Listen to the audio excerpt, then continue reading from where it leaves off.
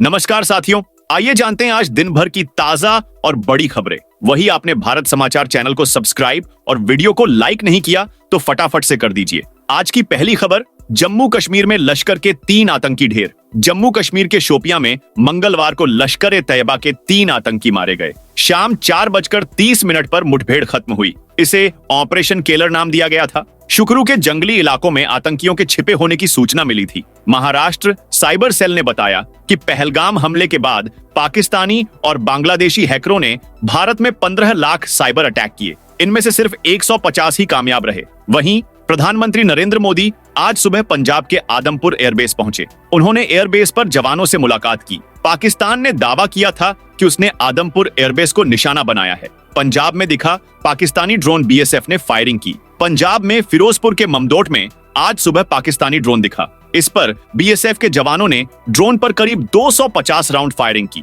बाद ड्रोन पाकिस्तान की तरफ लौट गया। वहीं 9 मई को फिरोजपुर के खाई फेमे गांव में ड्रोन अटैक में घायल हुई महिला सुखविंदर कौर की लुधियाना के डीएमसी अस्पताल में इलाज के दौरान मौत हो गई, जबकि इसी हादसे में घायल हुए उनके पति लखविंदर सिंह और बेटे का अभी इलाज चल रहा है। सरकार ने परिवार को 5 लाख रुपए देने की घोषणा की है। इससे पहले सोमवार रात को होशियारपुर में ड्रोन देखे गए। हालांकि आर्मी की टीम ने इन्हें हवा में ही गिरा दिया। इसके बाद होशियारपुर के दसूहा और मुकेरिया में ब्लैकआउट कर दिया गया। दोनों जगह 5 से 7 धमाके सुने गए। मोदी बोले, हर आतंकी हमले का जवाब अपनी शर्तों पर देंगे। प्रधानमंत्री नरेंद्र मोदी मंगलवार सुबह पंजाब के आदमपुर एयरबेस पहुंचे। यहां उन्होंने एयरफोर्स के जवानों से मुलाकात की। इसके बाद जवानों को 28 मिनट संबोधित भी किया। मोदी ने कहा, भारत में निर्दोष लोगों का खून बहाने का एक ही अंजाम होगा, विनाश और महाविनाश। जिस पाकिस्तानी सेना के भरोसे ये आतंकी बैठे थे, भारत की सेना, एयरफोर्स और नेवी ने उस पाकिस्तानी सेना को भी धूल चटा दी है। उन्होंने कहा, पाकिस्तान में ऐसा कोई ठिकाना नहीं है जहां बैठकर आतंकवादी चैन की सांस ले सके। हम घर में घुसकर मारेंगे और बचने का एक मौका तक नहीं देंगे। हमारे ड्रोन्स, मिसाइलों के बारे में सोचकर पाकिस्तान को कई दिन तक नींद नहीं आएगी।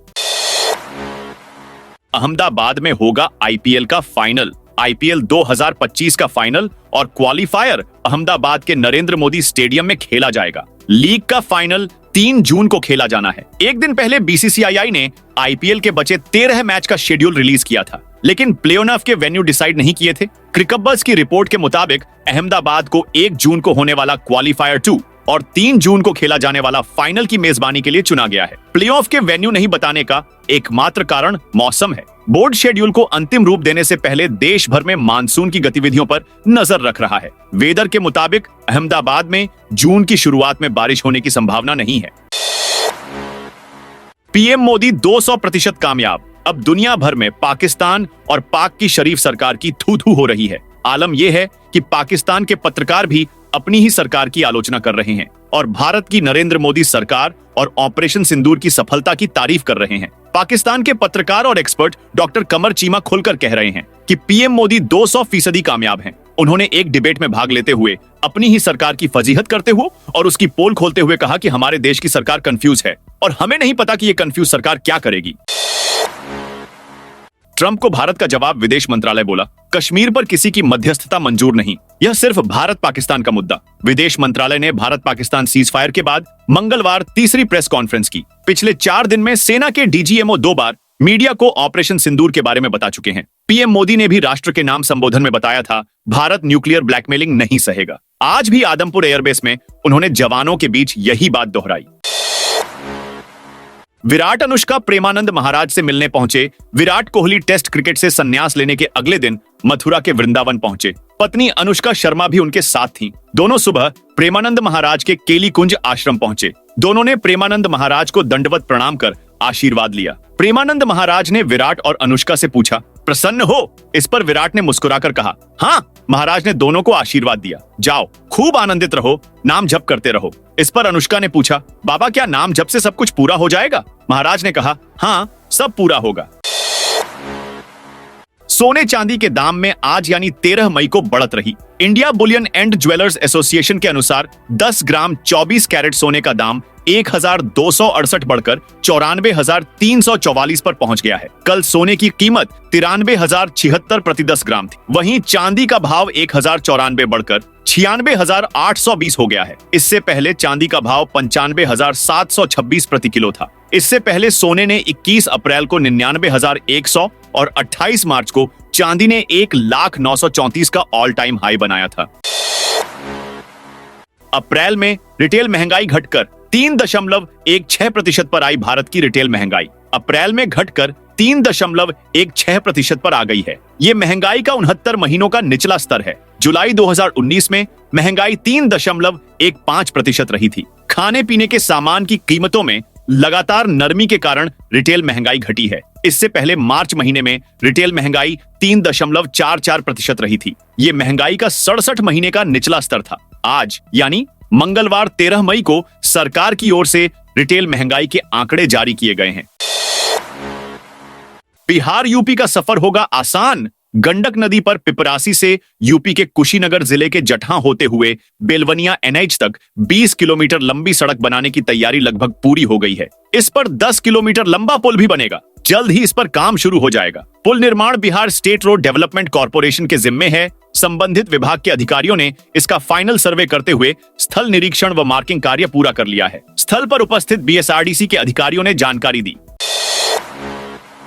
जम्मू कश्मीर में आतंकियों पर भारी आवारा कुत्ते। जम्मू कश्मीर में बॉर्डर से घुसपैठ की कोशिश कर रहे दहशतगर्दों पर सुरक्षा बलों के साथ साथ आवारा कुत्ते भी भारी पड़ रहे हैं। दरअसल ये कुत्ते सीमा पार से घुसपैठ की कोशिश होने पर सीमा पर तैनात सुरक्षा बलों को सतर्क कर देते हैं। इन कुत्तों को कोई खास ट्रेनिंग नहीं दिया गया है, न ही ये किसी खास नस्ल के हैं। फिर भी ये आवारा कुत्ते जवानों के लिए बहुत मददगार साबित हो रहे हैं।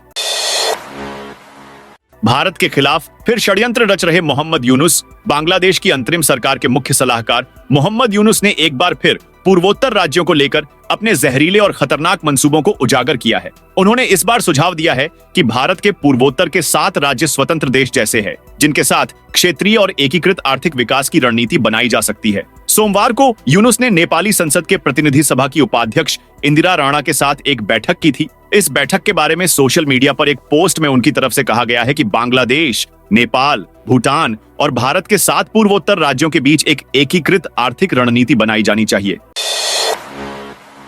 पीएम मोदी के आदमपुर जाने पर ओवैसी ने लिए शरीफ मुनीर के मजे। प्रधानमंत्री नरेंद्र मोदी मंगलवार की सुबह पंजाब में आदमपुर वायुसेना केंद्र पहुंचे। यहां उन्होंने वायुसेना के जवानों से बातचीत की और उनका हौसला बढ़ाया। ऑल इंडिया मजलिस ए इत्तेहादुल मुस्लिमीन के प्रमुख असदुद्दीन ओवैसी ने इसे लेकर अब पाकिस्तान के मजे लिए हैं। ओवैसी ने एक्स पर पोस्ट करके कहा कि क्या पाकिस्तानी प्रधानमंत्री शहबाज शरीफ और सेना प्रमुख आसिम मुनीर ऐसा कर सकते हैं? उन्होंने लिखा, क्या एस शरीफ और ए मुनीर लीज पर लिए अपने चीनी विमान को रहीम यार खान एयरबेस पर उतार पाएंगे?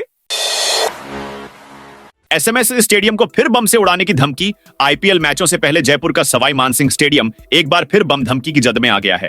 मंगलवार दोपहर राजस्थान क्रीड़ा परिषद को ईमेल के जरिए तीसरी बार बम से उड़ाने की धमकी मिली, जिससे प्रशासन और सुरक्षा एजेंसियों में हड़कंप मच गया। इससे पहले 8 और 12 मई को भी इसी तरह की धमकियां दी जा चुकी हैं। इस बार धमकी के साथ एक चौंकाने वाली बात सामने आई है। मेल भेजने वाले ने एक पीड़िता को न्याय दिलाने की मांग करते हुए स्टेडियम को बम से उड़ाने की धमकी दी है। एमपी के मंत्री का कर्नल सोफिया पर आपत्तिजनक बयान। मध्य प्रदेश सरकार में मंत्री विजय शाह ने भारतीय सेना की कर्नल सोफिया कुरैशी पर आपत्तिजनक बयान दिया है। उन्होंने कहा, जिन लोगों ने हमारी बेटियों का सिंदूर उजाड़ा था, मोदी जी ने उन्हीं की बहन भेजकर उनकी ऐसी की तैसी करा दी। यह बयान शाह ने सोमवार को इंदौर के महू के रायकुंडा गांव में आयोजित हलमा कार्यक्रम में दिया था। इसका वीडियो मंगलवार को वायरल हुआ। इसमें वह ये भी कह रहे हैं कि मोदी समाज के लिए जी रहे हैं और समाज के लिए काम कर रहे हैं। हरियाणा में बारिश के साथ ओले गिरे। हरियाणा के 9 जिलों हिसार, गुरुग्राम, भिवानी, रोहतक, फतेहाबाद, झज्जर, चरखी दादरी, जींद और सोनीपत में बारिश हो रही है। हिसार और बालसमंद क्षेत्र के गांव सीसवाला में ओले भी गिरे हैं। पानीपत, रेवाड़ी और फरीदाबाद में बादल छाए हुए हैं। यहाँ पर तेज हवाएं भी चल रही हैं। वहीं करनाल, कैथल, नूंह, नारनौल, कुरुक्षेत्र और यमुनानगर में मौसम साफ है। यहाँ धूप खिली हुई है। बता दें कि मौसम विभाग ने आज प्रदेश के 7 जिलों में बारिश होने की 25% तक संभावना जताई है, जबकि अन्य जिलों में मौसम ड्राई रहने का अनुमान है। इन 7 जिलों में गरज चमक के साथ 50 से 60 किलोमीटर प्रति घंटा की रफ्तार से हवाएं भी चल सकती हैं। पंजाब में पाकिस्तानी जासूस पकड़ा। पंजाब में बठिंडा आर्मी कैंट से पुलिस ने पाकिस्तान के लिए जासूसी करने के आरोप में दर्जी को गिरफ्तार किया है। दर्जी रकीब उत्तराखंड के रुड़की का रहने वाला है। आर्मी कैंट के अधिकारियों को रकीब की गतिविधियों पर शक हुआ, जिसके बाद उन्होंने इसकी शिकायत बठिंडा पुलिस को दी। पुलिस ने तुरंत कार्रवाई करते हुए रकीब को गिरफ्तार कर लिया। फिरोजपुर के ममदोट में आज सुबह पाकिस्तानी ड्रोन दिखा। इस पर बीएसएफ के जवानों ने ड्रोन पर करीब 250 राउंड फायरिंग की। इसके बाद ड्रोन पाकिस्तान की तरफ लौट गया। दोस्तों, यह थी आज की ताजा और बड़ी खबरें।